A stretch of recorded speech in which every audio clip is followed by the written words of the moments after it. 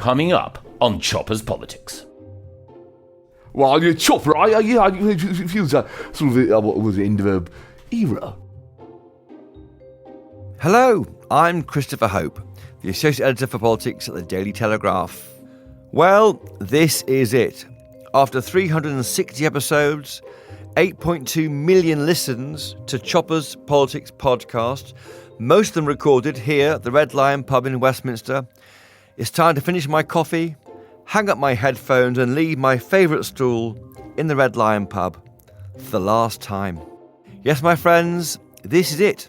The last ever episode of Chopper's Politics podcast. We started back in March 2017, before really political podcasts had got going in this country, as Chopper's Brexit podcast.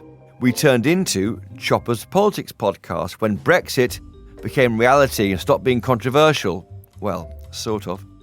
I've interviewed every party leader since 2017, some more than once, and I've tried to tempt them away to share some insight and gossip about their lives away from politics, but also understand what makes them tick. I've loved every single minute of sharing this with you, but as the Beatle George Harrison said, all things must pass. Today we go out on a bang with a brilliant episode of Chopper's Politics podcast, a Mount Rushmore of brilliant podcast guests. Comedian Matt Forde and Tory MPs Jacob Rees Mogg, Michael Gove and Sir Geoffery Cox. Are you ready? Let's go. Matt Forde, for the final time, welcome to Chopper's Politics podcast. This is such a privilege to be a part of it. Yeah, well, you're the 910th guest or something. 365 episodes, 8.2 million listens. All things must pass. But must they, Chopper? I can't accept this. I can't accept it. We need you back in some form. It might rise again. But as for the Telegraph part of this involvement in this podcast, it is over. Now, I went to see your show, Spitting Image, Idiots Assemble, at the Phoenix Theatre in the West End. It is brilliant. Thank you. And it works in a way which I was sad that I thought the BritBox TV version didn't work. It was a bit stilted. Maybe it wasn't funny. But it's funny. It's funny. Are the jokes better? It's funny because the audience is half cut by half time, and they are laughing, whooping at you're just mocking our leaders, and it somehow works. It's cathartic. I think it's really cathartic, and I think seeing the puppets live is a completely different experience. I can't believe it was never done before. Really, for me, that's where the natural home of Spitting Image is. On stage. Absolutely, and with them singing and dancing and throwing them together in those mad, Jurgen Klopp fighting Suella Braverman at customs, things like that. All those mad things are just so much more anarchic live. And also, I think you can go further live. We carried Johnson's boobs. That's boobs. That's the furthest he went, I think. Yeah, and I think Suella Braverman, as a bat. pleasuring herself with an EU passport. Was that what it was? I couldn't see from my seat in the stalls. And the Jacob Rees Mogg's on this podcast at some point today, and he's a stick insect, and it's all done by puppeteers. I mean, without being too boring about it, and behind the curtain. The puppeteers are incredible because, I mean, there are all sorts of physical Warhorse restrictions. It isn't. I mean, it was a bit like Warhorse because they're the same people, but I suppose. Yeah, but I think it's even more incredible than Warhorse because they're all playing multiple characters, so it's chaos backstage. And of course, it's so physically demanding of them because their arms are in the air, so they're all getting dead arms, they're all cramping up, they're wearing these special harnesses, and they're playing Trump, and then Boris, and then maybe Gareth Southgate, and then Tom Cruise, and they're in character. And they wear trousers to match the character, so it's a bit like, it's very, if you analyse what's going on, it's very clever. It is, and there are certain angles, depending on where you're sat, where actually you don't see the puppeteer at all, and it is if Tyson Fury or Angela Rayner is stood right in front of you. Yeah. And the way they make them move, even just the eyes and the hands, and they'll touch them. It's watching the puppets react to the other puppets. That's when it really sings. You're like, oh my God, there's part of your brain that's convinced on some level that these things are real and that they're alive. Because the mouths move and work, don't they? Yes, and the eyes blink. It is like an immersive Disney sort of. It's like Madame Tussauds has come to life. It's like being in a haunted castle. Yeah, haunted castle. Like Beauty and the Beast type thing, where the clocks are alive. And there's a few old greatest hits that we remember from the 80s and 90s, aren't there? Some characters, never gone. Even some who are dead reappear. Yeah, and I mean, Thatcher is iconic. The thought of doing spitting image without Thatcher really... Voiced by that guy, Steve. On the live show, it's Deborah Stevenson, who also does the Queen and some of the others, and does an amazing Angela Rayner. Yes. Really comical Angela Rayner. Tory MPs, Labour MPs tell me that Angela Rayner is better on spit image than in real life. She comes across better, more rounded maybe than...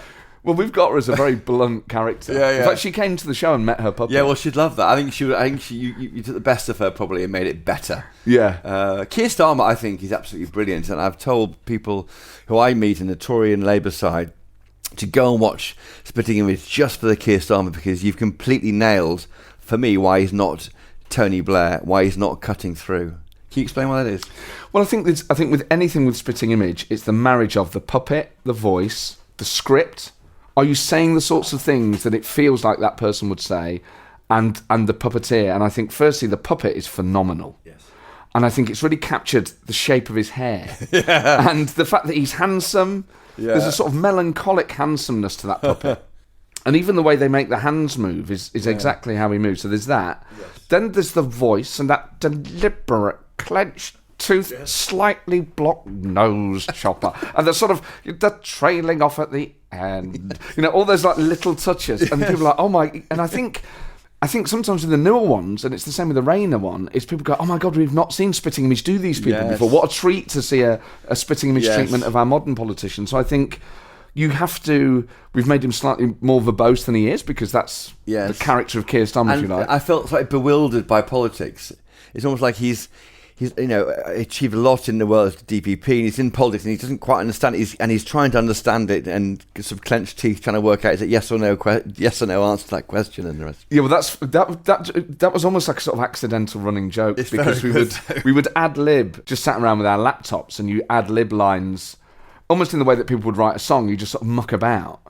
I'll just do Keir Starmer. So, am I in the script? It's a simple yes or no. No. I'm not sure Keir Starmer's ever actually said that, but it feels like the sort of thing he would say. That's a catchphrase, which, I suppose, on TV, that would be repeated in playgrounds as it was in the old days. Well, you said at the beginning, don't you? If you're offended, walk out, because you are going to places where. I think comedy is in crisis, certainly on the TV, because people can't joke about anything anymore. All the old jokes, if you watch The Office, they make jokes on there you couldn't say nowadays. And I just wonder whether you clear the decks by saying it's going to be offensive, just so you're ready. Yes. And then that gives you the license to go for it, maybe. I think you're absolutely right. And I think, in a way, you need a sort of welcome message, and you're satirising, the sorts of please turn off your phones type thing, and you're making that funny at the start. But I think you're right. I think live you can just go so much further. And what you realise doing it live, specifically doing Spitting Image, I remember the first few days, because we opened in Birmingham earlier in the year and gave it a test run, was actually... You're so used to writing for telly where there are restrictions on you and you kind of just understand what they are, that doing it live, we realised we could go way further. And you think, actually, people's stomachs are so much stronger than telly represents. I know. And live, I think this is where people are going to scratch that itch, is by seeing live comedy, seeing Spitting Image and seeing stand-up. It felt cathartic. Does humour have to be cruel? I mean, it is a bit cruel, isn't it? Oh, no, I don't think it has to be. I don't think it has to be at all. I think Spitting Image has to be a little bit cruel. I think if you went to see Spitting Image and there wasn't a little bit that made you wince, then it wouldn't have done its job. It has to be a little bit cruel. But I don't think all humour has to be. I mean, Tim Vine's my favourite comedian, and there's barely any cruelty there. Wordplay's funny and puns are funny. And I think with comedy, the same with anything, is it has to be a representation of you in some form. Like there has to be an honesty to it. And I think that relates to politics. Is that person really being themselves? And I think authenticity isn't about being what everyone wants you to be. It's about owning your weaknesses and your strengths and presenting them to the public. And I think that's what comedians have to do. Is if you get a sense that actually, if you thought Tim Vine actually really wanted to be a nasty comedian, if Frankie Boyle all of a sudden just started doing Tim Vine jokes, it wouldn't feel right. No Piers Morgan. He's the obvious one to get a boo, isn't he? There's so many different competing things you're trying to do when you're making a show like Spitting Image Live. Is you obviously you need your goodies and your baddies, and it's a panto. And when Tyson Fury beats Farage up, that's a cathartic moment for people. But I think kind of having Farage there, With his testicles. Kind of, I know. But having Farage in a way meant that we didn't have Piers Morgan and probably Clarkson either. Like, in a way, Clarkson, of course. they sort of fulfil that character. Yeah. You couldn't have 2 or 3 of those. No. Obviously, politics is a lot of it, but it is also Anton Deck. Of course. Anton Deck. And Harry Kane. Greta and Thunberg's. And, Greta. I mean, she's a great comedy character. I know. And also, you do have to poke fun at all sides, and it is about how you poke that fun. And it is, obviously, we don't treat Greta in the way that you would treat Boris, because they're different characters. But you can still tease without being nasty, and you can still make jokes about her character that are actually very sweet. I'm leaving the Telegraph. This is it. My final mate. podcast. Any advice as I move on to newer climes? Keep being Chopper. Oh, stop it. But it's the root of your success is your personality. Okay, I will keep... So wherever you go, you'll be wonderful. You're a legend. Listen, Matt Forde, thank you for joining us for my final edition of Chopper's Politics podcast. Tickets on sale now for Spitting Image. It is assembled at the Phoenix Theatre. Until when? That's until the end of August. And also I'm doing my new Edinburgh show, Inside Number 10. Is at the Edinburgh Festival from the 2nd of August. Thank you for joining us. Could you say goodbye as Boris Johnson? Well, you're Chopper, it feels like sort of what was the end of an era. I want to pay tribute. No, I really do. To the great work that you've done, not only on this podcast, but in the streets and in the fields. For our great country. And Chopper, as I told you over WhatsApp, you were on that list, and Rishi blocked it because he's an unpatriotic bastard. In the Ballaston Red Line pub, Jacob Rees Mogg, you've arrived for your podcast recording, and you've met Matt Forde, who does your voice in Spitting Image. Let's see if you can guess who it is. Matt, how are you? Or Jacob? Well, great to see you, Chopper. And it's not whether I am or I'm not Jacob. Names are a moot point, and actually rather nebulous under the British Constitution. You'd be fully aware that under the Magna Carta, it's actually rather improper for you to address me in that way. Now, I'm not calling it treason, but I believe hanging is still the law of the land. One should tread carefully in the national interest. Jacob Rees Mogg, you're Matt Forde. I can't compete. Is it weird hearing your voice from someone else's mouth? It's odder when you're listening to the radio and suddenly your voice comes on with words of somebody else, and and I've been with my children in the car. Yes. And suddenly, on Dead Ringers, for example, Radio 4. Absolutely, and suddenly my voice is being said by somebody else as we're driving, usually to cricket. Actually, their cricket practice in the summer, and you think this is very strange. Yes. But knowing it was coming, it's I've warned you. And do you ever think, or do your children say, oh, "My dad wouldn't say that"? No, I think they would say that. Yes. No, they think it's quite funny. Matt Forde, thank you. Now, after we said goodbye to the fake Jacob Rees Mogg, I carried on chatting to the real one. Well, Jacob, your alter ego Matt Forde has gone. That was a bit weird. Well, as they say, imitation is the greatest form of flattery. Exactly. Yes, it's all part of the history of. We're sitting around with there's cartoons here of. That's like King George or something, I think, being... That's Pitt the Younger, isn't it? Is it Pitt? I can't see. I can't read it. I think that's Pitt the Younger sitting on top of... Speaker's chair? The throne of some kind. We have to talk about politics. It's a political podcast. Partygate. You are in some trouble with your colleagues in the House of Commons. You're shaking your head, but you may be hauled over the coals next week for calling the Privileges Report, the committee, a kangaroo court. Well, I'm not sure about that, actually. We'll have to wait and see. The committee did a supplementary report. Yes. Naming you, though, one of 7 MPs. Yes, but there are very precise procedures for the Privileges Committee making an investigation. So a named complaint has to be made privately to the Speaker. The Speaker then has to refer it to the floor of the House. The House then has to vote for an investigation to take place. The Privileges Committee then has to make a report, and the House then has to approve that report. So there's lots of stages. There are lots of stages, and there is obviously a question about whether a Privileges Committee that an individual has been rude about can judge on whether that is a breach of privilege or not, because that is a fundamental point of justice, that you can't have the people who are offended judging on the seriousness of the offence. There's also a further issue now, of course, one of the members of the Privileges Committee which is now under police investigation. This is very serious, because if you look at the questioning that Sir Bernard had of Boris Johnson at the Privileges Committee, the thrust of his questioning wasn't it obvious what the rules were? How can you tell us that you didn't know? You were the Prime Minister, surely you knew. Well, as a physician Hill myself, that Sir Bernard was, and still is, chairman of the liaison committee, a senior parliamentarian, somebody who'd been involved in the debates on the rules being introduced, knew his way around them, and therefore if he's broken them, and of course he's entitled to the presumption of innocence, even if he wasn't very keen to give that to Boris, but he is entitled to it. If he has broken these rules, that's really serious and leaves him in an incredibly difficult position. What should he do? I guess the committee is now wound up, isn't it? No, the committee is a committee of the House which remains. So it doesn't necessarily have any work unless there's a specific task for it, or if it's doing its own investigation. Yes. But he is still on the committee. But of course, should he stand down or stand back from this whole conversation about? Well, whilst he's being investigated, he should recuse himself from involvement in the committee, and he should only come back to it if he's cleared. How can MPs?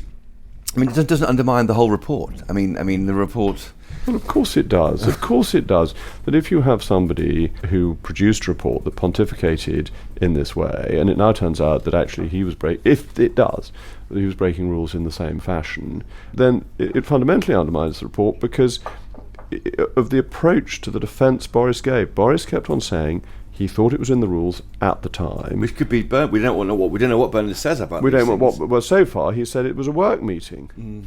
Now, which is what Boris said about. Which is what Boris said. So have we been applying a different standard to the former Prime Minister than Sir Bernard wishes to apply to himself? Boris derangement syndrome, which we talked about before, the idea that he annoys people, doesn't he, Boris Johnson? Oh, he does, yes. He annoys people because he's effective. Why didn't you vote against Harriet Harman? There was no point. There's no point. Well, there was a point because I revealed. I have to say that the tweets that she wrote about in April last year, questioning whether Johnson was guilty or not of breaking the rules, and then 2 weeks later there was a vote, an unopposed appointment of Harman to that committee. The appointment of Harman to the committee, under the normal convention, is a matter for the Labour Party. But you could divide, couldn't you? By very strong convention, very important convention, the government does not oppose the appointment of opposition members to committees. Why? Because the government always has a majority. It could stop any opposition member of any committee ever being on it, and that would be unparliamentary. I actually voted, I'm not sure this was the right thing to do, for Keith Vaz to be on the Home Affairs Committee when there was a division on that. Not because I was voting for Keith Vaz, but for the principle that the opposition has this right of appointment. All parties are in opposition eventually, and these types of constitutional acceptances are really important.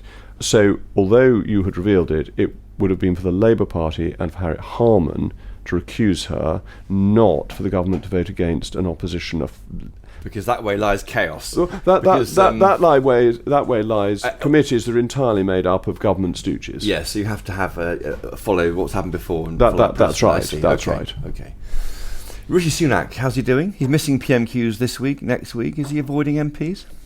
Look, I think Rishi is doing as well as anybody could in very difficult circumstances. I think we should target our fire at the Bank of England that has bungled. He's safe till 2028, Andrew Bailey, isn't he? Well, I think there may be a way of dealing with it. How would you winkle him out then? You can always legislate. Pass a law. I mean, it's by law that he is there, but that'd be quite a moment, wouldn't it? People sometimes resign when they've failed in their jobs, so it's not impossible. Is it the right thing to do? Might unspook the market. I think that's right. There is a risk in it, but there is no question that Bailey has done a bad job so far. Is the model broken, taking monetary policy away from the Treasury, which is brought in by Gordon Brown in 1997? The Treasury has very much the same thinking of the Bank of England. I don't think you've got very different monetary policy if you'd had it run by the Treasury, but democratic accountability is important. I think there's a bigger question as to whether inflation target by central banks has been right, and whether the Greenspan approach to constantly trying to smooth the economic cycle has actually been the best way to run an economy in the long term. Obviously, when you're smoothing the cycle, and particularly when you're stopping a downturn, that is temporarily good. Politically good as well. Politically good. No one wants downturns. No one wants downturns, but actually economic cycles come and go, and the Conservatives won election in 1992 when the economy was really on the floor, and lost one in 1997 when the economy was doing very well. So the political and economic cycles don't always match. But have we just stored up bigger problems by the efforts to smooth, and therefore the quantitative easing, which has had an inflationary effect in the end. There's a brilliant book by the Chancellor called The Price of Time, which goes through where the central banks have got it wrong, and I find his argument extremely convincing. But that's the problem for Rishi Sunak, because people aren't saying, up and down the high streets of England, I'm blaming Andrew Bailey. Most of them haven't heard of Andrew Bailey. They're saying, I'm blaming the Tories. And that's a problem for us. But that's politics. Because you guys are in charge, so you're blamed for it. That's absolutely right. What can he do, Rishi Sunak, to pull himself out of this long way behind the polls, behind Keir Starmer? Well, I think we should do things that help the economy. So supply-side reforms. This is why I was so keen on the Change EU Law Bill, because it was a deregulatory bill. We should not do... That's losing 4,000 redundant EU laws. That's right. And getting rid of laws. We need to look at the Working Time Directive and things like that. That show benefits of Brexit. Maybe. Show benefits of Brexit and open up the economy. Make it cheaper for people to do business in this country. We should look at some of the EU-related laws, like the nutrients requirement that is stopping planning going ahead, stopping building work taking place, is stopping economic activity. So we should look into all those things and getting rid of regulations where we can. How about net migration, getting grip on that? We have to get net migration down. But that was your government. Boris Johnson released those rules, and 500,000 arriving is on him. It's his fault. That's a control issue. I think we need proper controls. It's what people voted for in Brexit. And there is a Treasury argument that migration leads to GDP growth. Well, the ABR say so. The ABR is idiotic.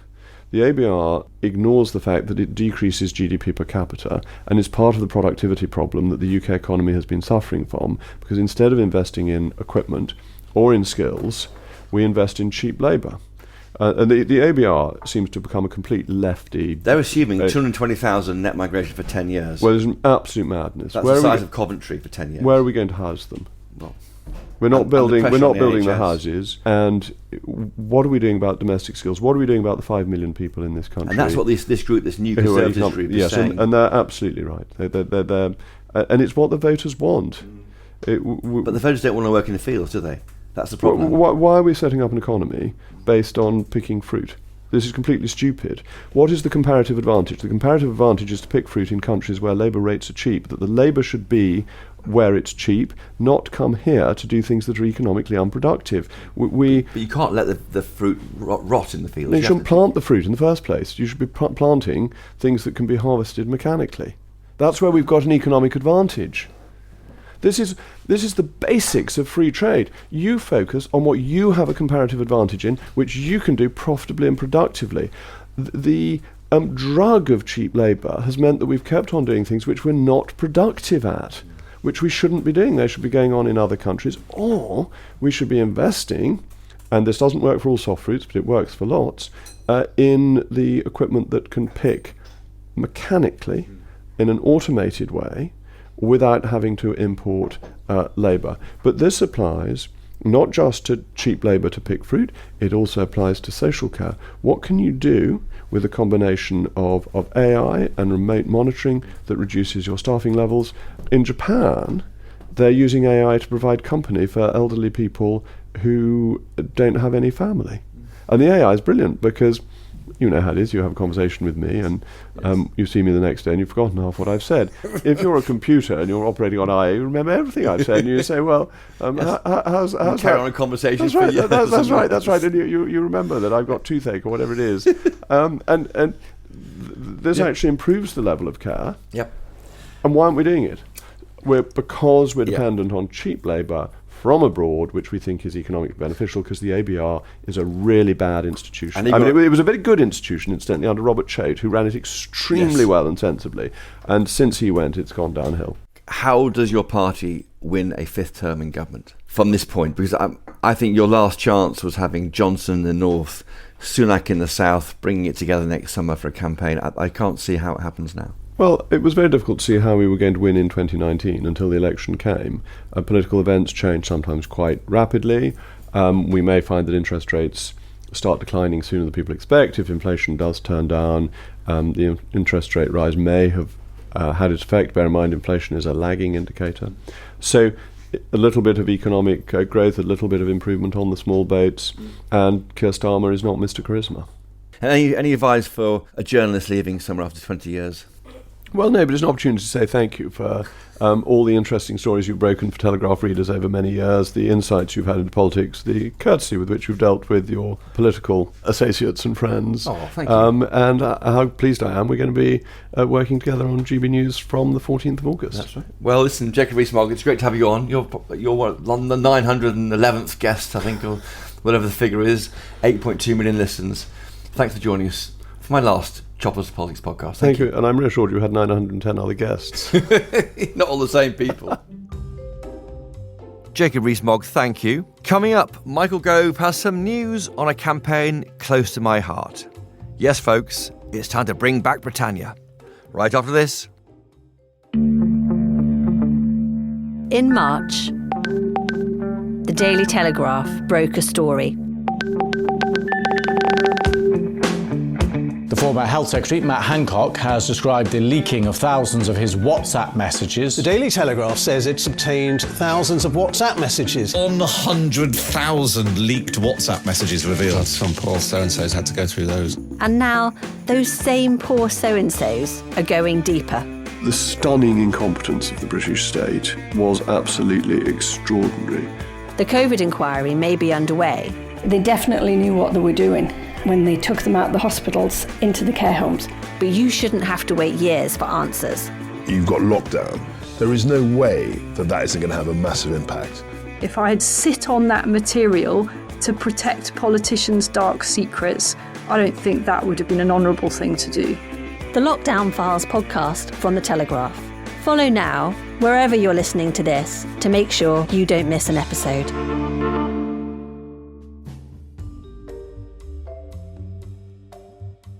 Now you wait for one big beast of the Tory party to come along and two turn up in the pub at the same time. Michael Gove, welcome to Choppers Politics Podcast. Well, Chris, it's a pleasure to be here on this historic occasion, and it's bittersweet. Yes. There's an element of sadness about this because it's your last podcast, yes. But in a way, you go out on a high. Because it's a bit like Alex Ferguson leaving Manchester United. Yes. You have a record of success, which is matchless, and now you're going on to a new challenge with GB News. And I think there you will have a team of other broadcasters amongst whom you will excel. Yes. So I'm looking forward to tuning in regularly to see you on GB News, which is, of course, the People's Channel. It is. That's yes. And how what's your advice for someone leaving a national paper after 2 decades? Because you left the Times after 2 decades, didn't you? Yes, I did leave the Times. MP. And became an MP. Similarly, I left a national institution, a great newspaper, in order to join a group of people of varying levels of, what's the word?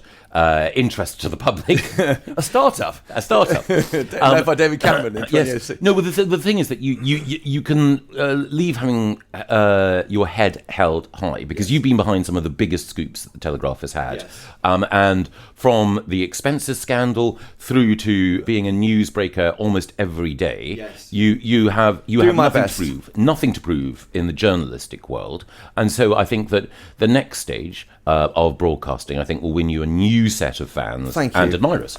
That's very generous, because I actually wrote your MP expenses report, didn't I? I remember it. You remember me phoning you up? I do. I was about the elephant lamps. And I had just left church. I felt like going back in. I felt even worse. It was I felt like going back in at that time and praying. I've got to ask you a question someone put to me. You, people now think you invented the term, don't let the enemy be the enemy of the good, about Brexit. But that was Voltaire, apparently. It was, yes. And he wasn't advising me at the time. No.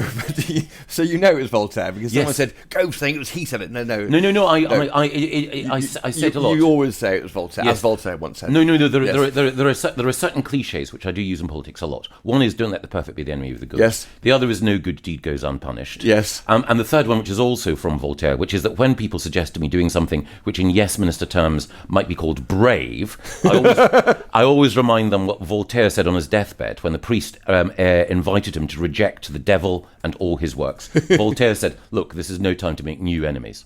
All careers end in a degree of failure. Do you think it was right to leave journalism? Have you done it? You've had a good time, and you are seen across the board by the minister who tries to change things and doesn't accept the status quo. You did that in environment, you certainly did that in education. Brexit was the ultimate summary of that, wasn't it? Yes, I think so. And you're on the field, not watching the field. Yeah, I enjoy journalism.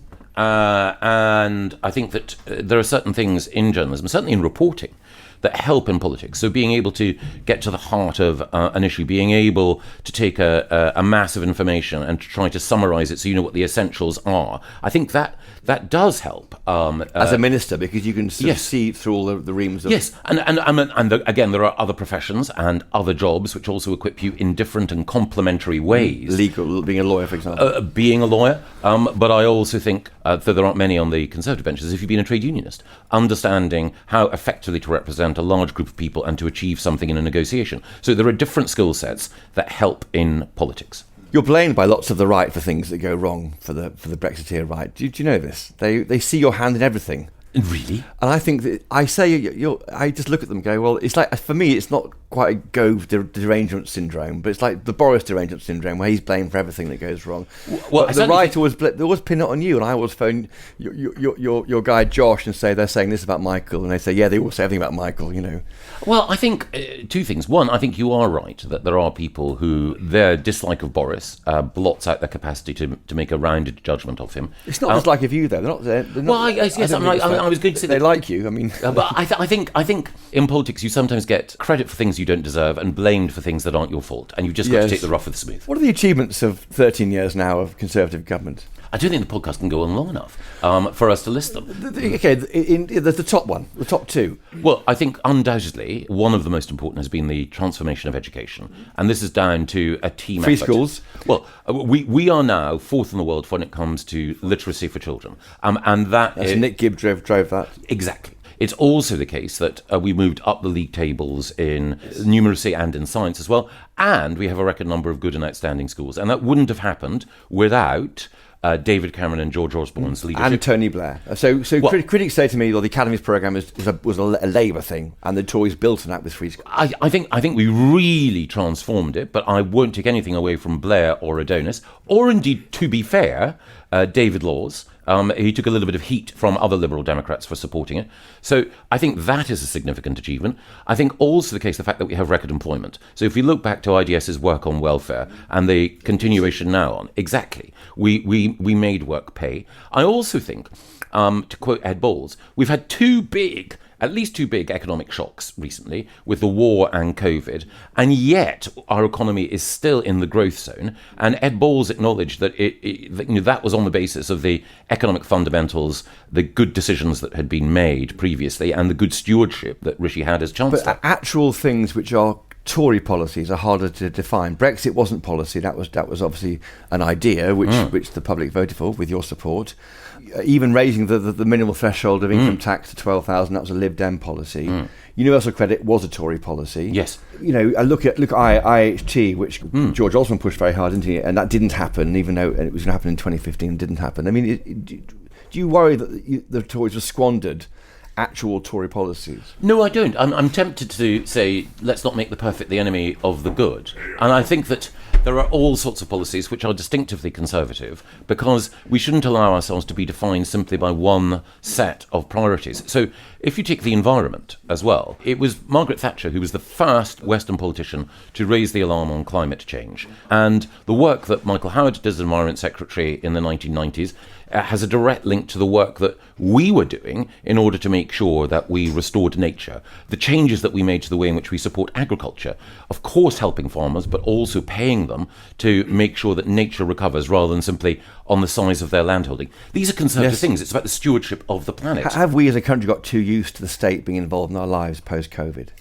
I think there are questions. You've got to retreat a bit. Yes. COVID required intervention. Every Western country recognised that. But I do sometimes worry about certain things. So most recently, for example, South Cambridgeshire Council moving to a 4-day week. I just think it's wrong when you've got the people who are paying the council taxpayers for local services to see a Lib Dem council basically relaxing on its oars and saying, well, you're in charge of councils. What do you do about it? We want to ban them from doing it. We have taken action. I was at the LGA conference earlier this week. I was asked about it. I said, totally wrong. And Lee Rowley, superstar of the future, who is in my department, has told them where to get off.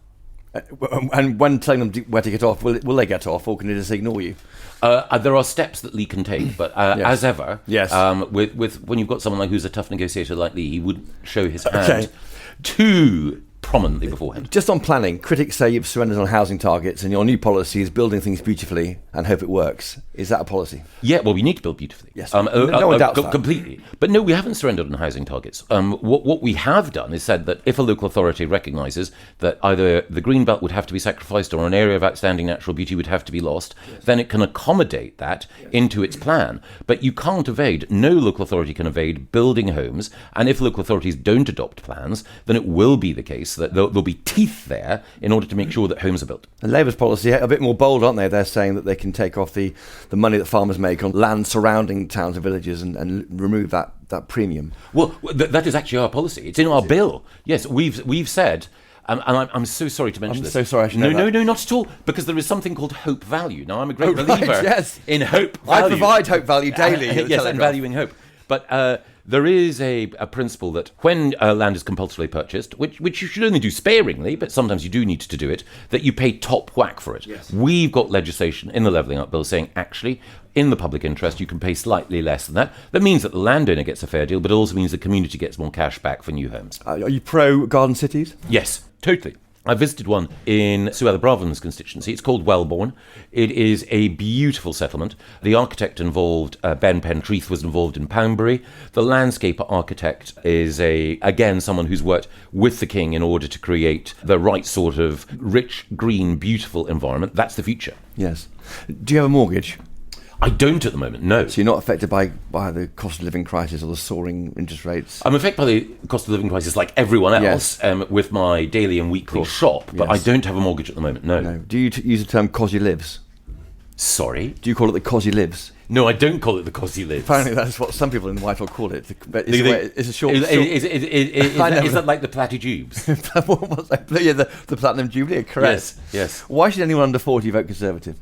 Because we're the party of hope, aspiration, opportunity, the party of the environment, the party of high educational standards. But you're also the tired party, and a party that's had its chance. Tired? Have you seen the energy You're displayed? Not tired. Have you seen the energy displayed by our ministerial team? Claire Coutinho isn't tired. Laura Trott isn't tired. Lee Rowley isn't tired. Rachel McLean is firing on all cylinders. Yes. And even those people who are temporarily on the back benches, like Sir Geoffery Cox, they are firing on all cylinders. Far from being someone who is, Bairstow like walking away from the crease. Geoffrey is there playing constitutional baseball every week. We'll come to Geoffrey Cox in a minute. In 2016, you said that you'd come to the conclusion reluctantly that Boris Johnson can't provide the leadership or build a team for the task ahead.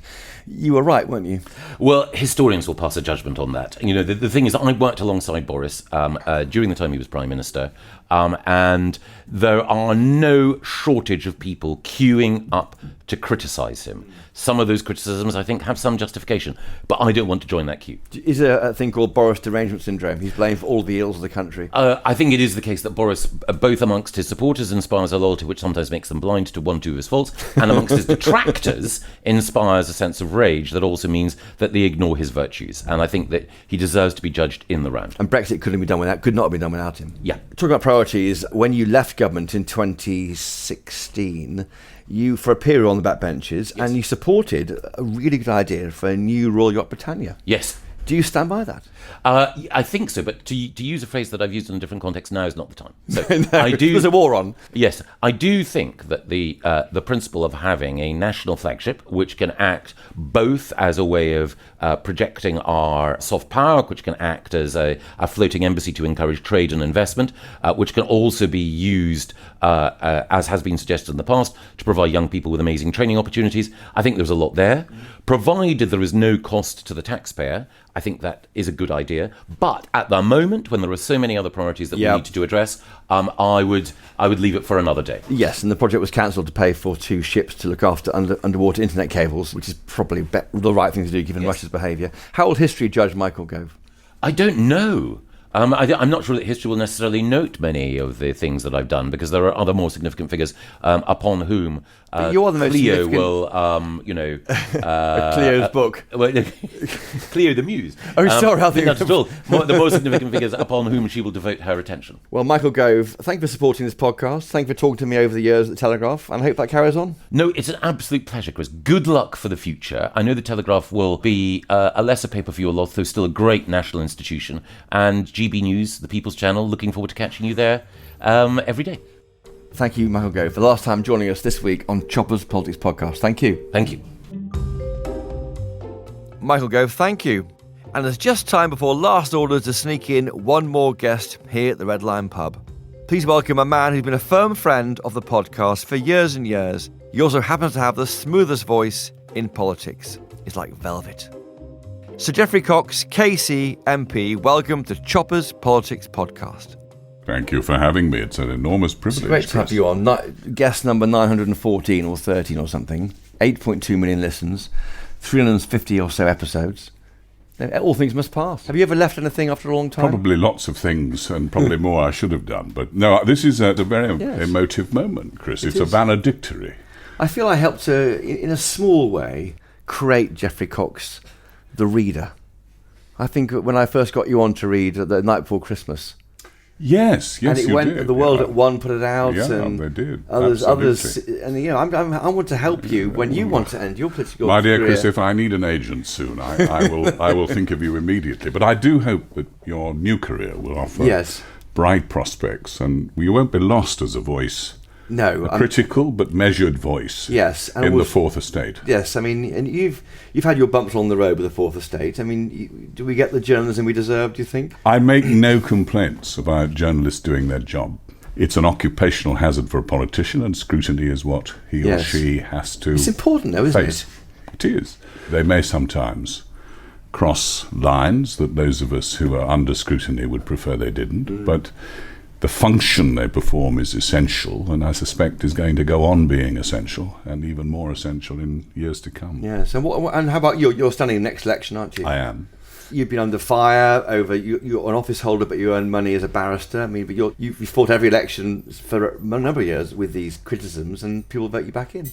Well, as you know, it's a very traditional thing for senior barristers to do, to continue their practice at the bar while they're MPs. If we hadn't had that, we wouldn't have had many very distinguished politicians going back to F.E. Smith, but right up to current days. You know, Bob Marshall Andrews and Alex Carlile, they all practiced while they were... John Smith, former Labour leader. Practiced. Wasn't around for an entire year, I think, from memory, in the early 80s. Over a year, doing a murder case in Glasgow. Yes, no one batted an eyelid. Well... Whether they didn't or did, that was the tradition in which I grew up, and I was familiar with members of Parliament practicing in the courts when I was a young barrister, and it was the model I wanted to follow. It's hard to explain that, though, in one tweet. It is. Why you have office holders, why you have different types of people in politics. Yeah, no, it is. I mean, and I understand. I mean, it's right that people should question. It's right people should promote different models. But at the moment, that is what the rules permit.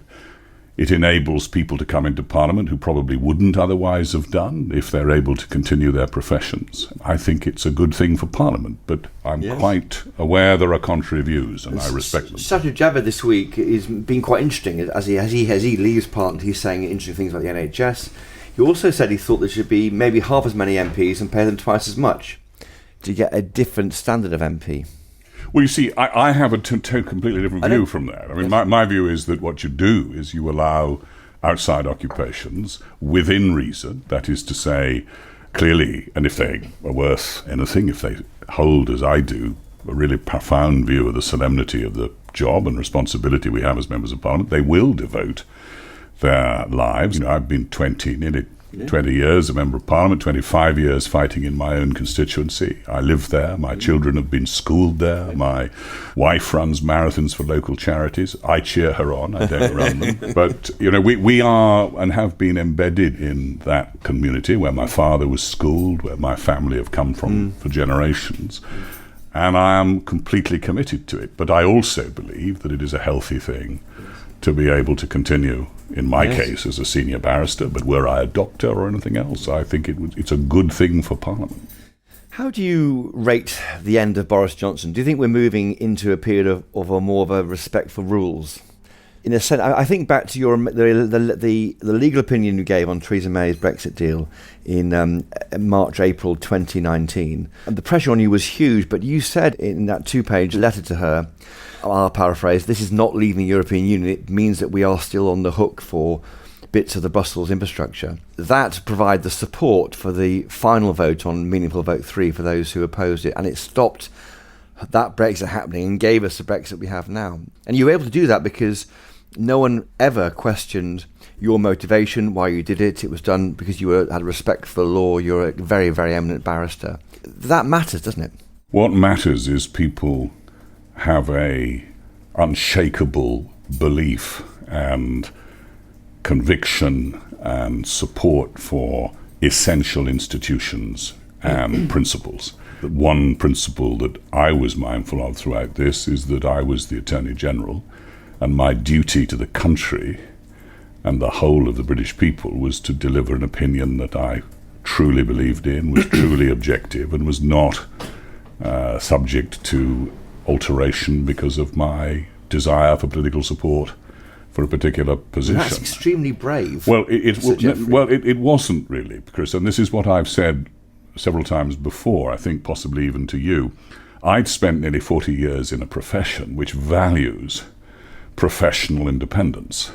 If you've been brought up, it's the buttons of your being, your profession. It is, as Bacon said, every man owes his profession his being. And to me, it was simply a necessity. I didn't feel that I could compromise for a moment the professional independence that I needed to show as Attorney General. But whether the consequences were as you say, I'm not sure. That's a matter for history to judge. Unusually, of course, yes, you talk about being a barrister and opinion, but you relied on your position in the Cabinet on the Prime Minister, who was asking you to support her deal to unlock Brexit, and you chose to go with your opinion rather than doing something to please the boss. No. The Prime Minister never did ask me that. No.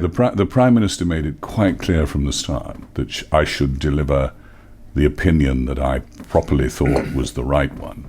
I never had a feather's weight of pressure from the Prime Minister, and she acted, if I may say so, with consummate propriety in the situation. And constitutionally, that's important. I just wonder whether, with this Partygate report and the Boris Johnson being forced out of politics, or rather quitting as an MP after that report came out, is that, do you think, our constitution flexing? That was Parliament saying, we don't have it, nothing's written down in this country, so it requires the people in the institutions to ensure that the constitution works. I think, having read the report carefully, as you will have done, I think what the report is redolent of is a committee applying mature standards of accountability to that which ministers say at the dispatch box. Those standards are exactly the same standards that a High Court judge would have applied of ordinary citizens every day in this country in the courts of England and Wales. It is a court too, isn't it? In a sense, but what the committee did, and I don't agree with every part of it, but in essence what the committee did was to apply exactly the standards that a judge would have applied to any one of us, to any ordinary citizen in a court, of accountability for the statements that were made. And the basis of the committee's opinion was to compare the experience that was objectively established and very clearly evidenced that the Prime Minister of the day had plainly had with the statements he had made in the House. And while, as I say, I don't agree with every aspect of it, I think the committee was perfectly entitled on the evidence to reach the view it did, and that's why I supported it. What's your advice for me? Blimey, Chris, that Good is luck. An extraordinary thing. My advice to you is go on being what you are, which is one of the most urbane, civilised, but also sharp-edged, if I may say so, of political critics. And we're going to need you in the coming years. There will be a very important need for serious journalists. Sir Geoffery Cox, thank you for being the last ever guest on Chopper's Politics podcast. It's been great to have you on. You've been on several times. I have, and it's been a great privilege. It's great to have you on. Sir Geoffery Cox, thank you. And that, as they say, is that. Hundreds of episodes, Millions of listens, but just one red line pub. Thank you to my guests this week, Matt Forde, Michael Gove, Sir Jacob Rees Mogg, and Sir Geoffery Cox. Thank you to all of my producers over the years, Andy Mackenzie, Theodora Luludis, Louisa Wells, Giles Gear, Elliot Lampett, and many, many more. But most importantly of all, thank you to you for listening for all these years. Whether this is your 350th episode of listening or your first, a heartfelt thank you. And Chopper's Politics Podcast is going nowhere. It remains on the Telegraph website. It's there on Spotify, Apple Podcasts, and that thing called the internet. You can also catch your daily dose of Chopper, that's me, on GB News, where I'm the new political editor from the middle of August. Please do tune in and hope you enjoy it. And make sure you keep reading the Telegraph and its website too. There's not too much left for me to say. It's like the end of Lord of the Rings. I'm sailing off into the sunset. So I might let the man with the golden voice do it for me. Here is Sir Geoffery Cox reading from A Tale of Two Cities. In the meantime, dear friends, for the very last time, cheerio. It was the best of times. It was the worst of times. It was the age of wisdom. It was the age of foolishness. It was the epoch of belief. It was the epoch of incredulity. It was the season of light. It was the season of darkness. It was the spring of hope. It was the winter of despair. We had everything before us. We had nothing before us. We were all going direct to heaven. We were all going direct the other way. In short, the period was so far like the present period that some of its noisiest authorities insisted on its being received for good or for evil in the superlative degree of comparison only.